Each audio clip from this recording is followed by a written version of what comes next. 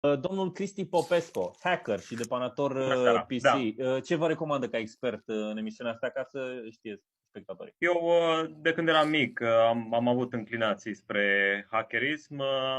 Ai mei au văzut că eu vorbeam englezește cumva. Și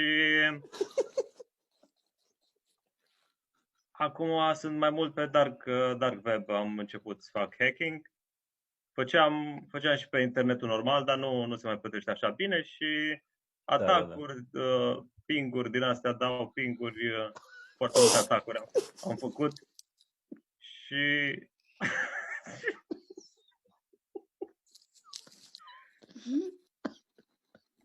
și criptocurenții acum.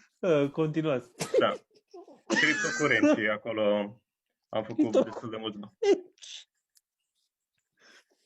Așa, vă scuzați. Da, un CV